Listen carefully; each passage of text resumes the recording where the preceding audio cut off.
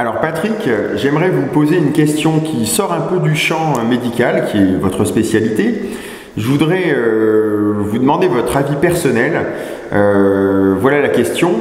Est-ce que vous pensez qu'on assiste actuellement à un déplacement du centre du monde, du centre des compétences en quelque sorte, de l'Europe vers l'Asie, à la lumière de cette crise du coronavirus?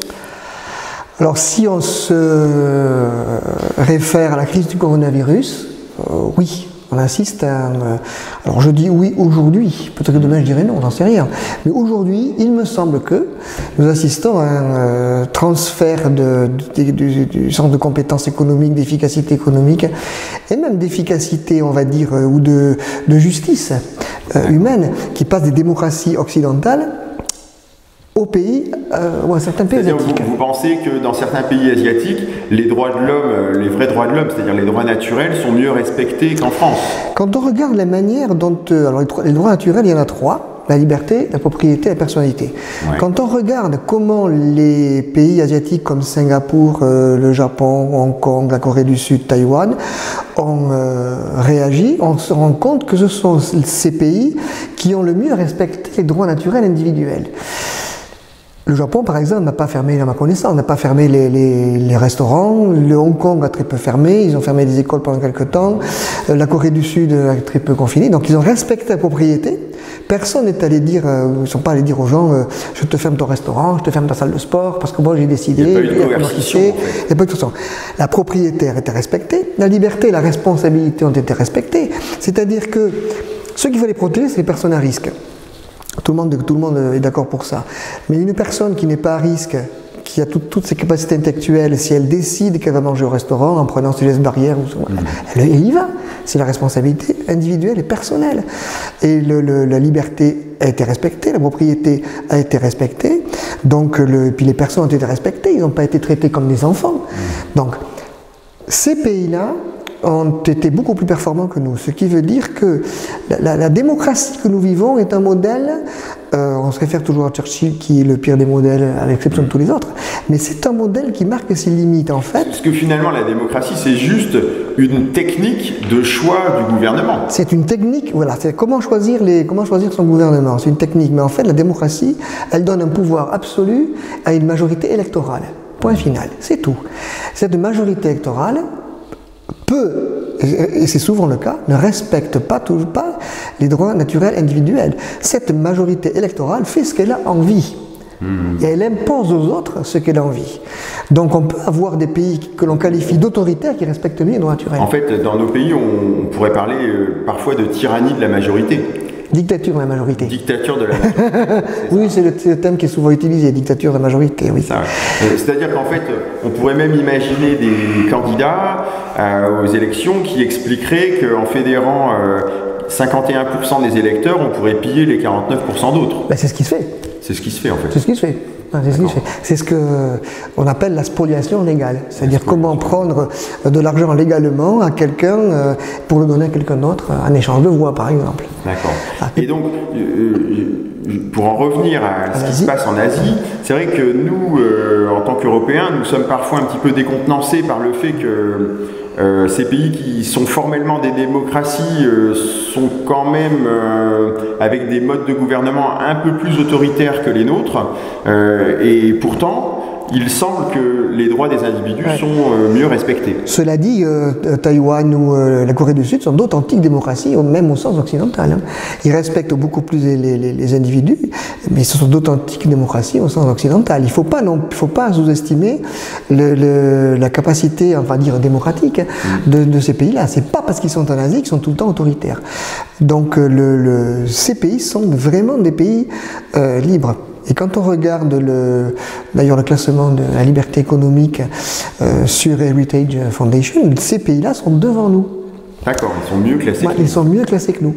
Alors, pour revenir à ce qu'on disait au début sur le transfert de pouvoir, entre guillemets, en Asie, vers l'Asie, oui, ça se fait, puisque la manière, leur capacité de gestion des crises est meilleure que la nôtre, leur capacité industrielle est meilleure que la nôtre, leur adaptativité est meilleure que la nôtre, leurs innovations, ils se deviennent même performants en innovation. Ils ne se contentent pas de copier, c'est ça qu'il faut bien comprendre. Ils innovent. Et dans les domaines médicaux ou autres, les Asiatiques deviennent extrêmement performants. Il y a, plus que les Européens, il y a les Américains qui tiennent encore en recherche et développement et en innovation dans le domaine médical. Les Américains tiennent la route, mais les Asiatiques se développent à une vitesse extraordinaire. Et ce n'est pas un hasard si les Américains ont identifié le risque concurrentiel comme des pays d'Asie comme étant un risque concurrentiel important. Je ne pense pas que les Américains considèrent, ou les Asiatiques d'ailleurs, considèrent l'Europe ou les pays européens comme un concurrent. Ceci dit, il ne faut pas croire que si l'Europe devient une super URSS, elle sera meilleure. Hein. Ah ben ça, j'en suis bien persuadé, Patrick. Voilà.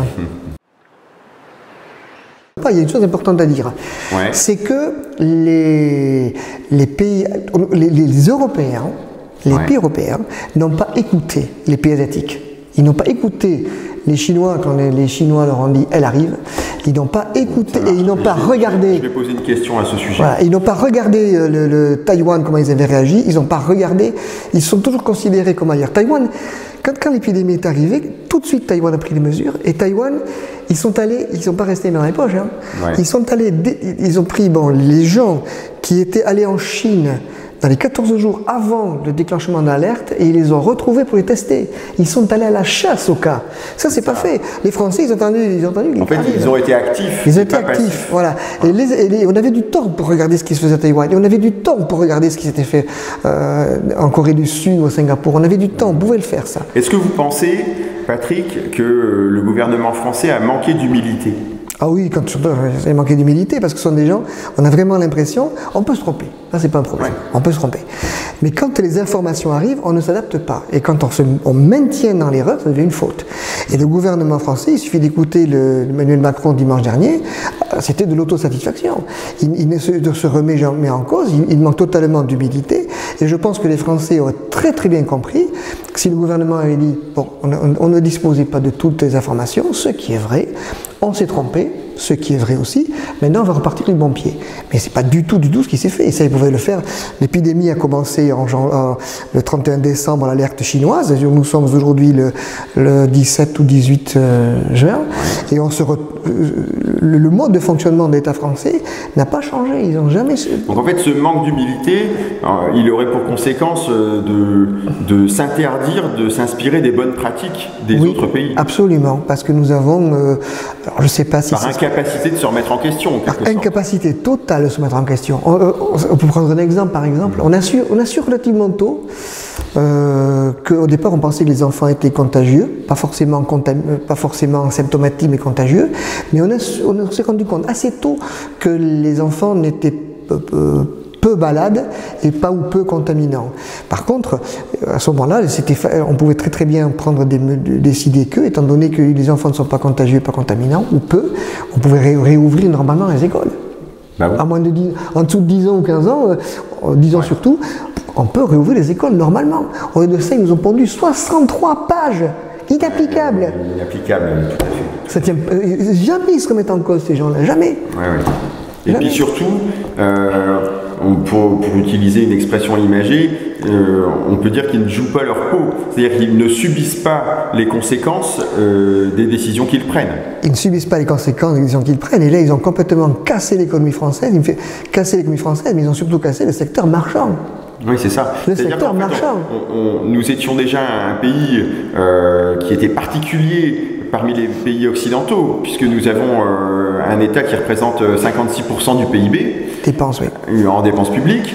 Et là, avec le secteur marchand qui s'effondre, ça risque d'augmenter. Bien sûr, puisque le gouvernement, en fait, le gouvernement étend son pouvoir, puisqu'il vous dit « je veux bien vous prêter, mais à condition que vous fassiez ci ou ça ». Donc c'est lui qui va décider de la politique industrielle d'une entreprise. Est-ce que vous pensez qu'on assiste à une sorte d'étatisation supplémentaire de la société française, à cause de cette crise Je pense qu'on assiste à une étatisation de la société française.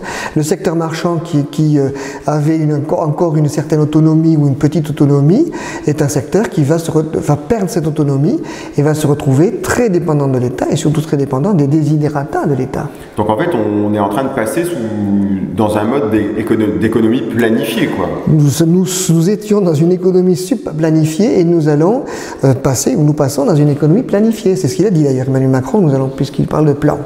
Donc il parle de plan, c'est-à-dire que des individus qui se sont complètement trompés dans la gestion d'une épidémie, qui ont sacrifié délibérément l'économie française, les mêmes qui nous ont sacrifié l'économie, vont vous dire « je vais vous sortir de là ». En fait, on peut dire que finalement le fonds de commerce de ces gens-là, c'est de créer des problèmes dont ils seront la solution. Oui, on peut voir les choses.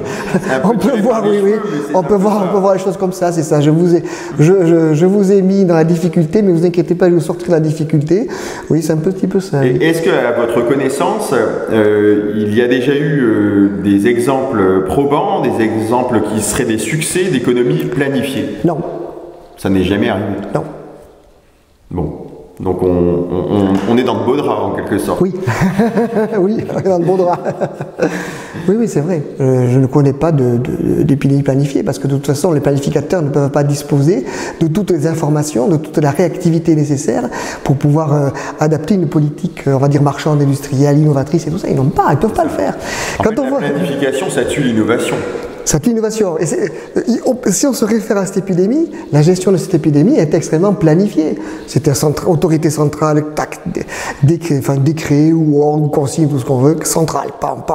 Résultat, on s'est planté. Pourquoi est-ce que le résultat serait différent si l'État se mêle de l'économie? Il n'y a pas de différence. Il n'y a pas de différence, c'est ça. Non. Donc finalement, on est un petit peu en train de faire plus de ce qui ne fonctionne pas. On est en train de faire plus que ce qui ne fonctionne pas et de persévérer dans ce qui ne fonctionne pas. Eh bien, Patrick de Cazenove, je vous remercie de nous avoir fait l'honneur de votre visite ici à Studio 77 pour cet entretien des plus intéressants. Merci à vous, Loïc, de m'avoir reçu.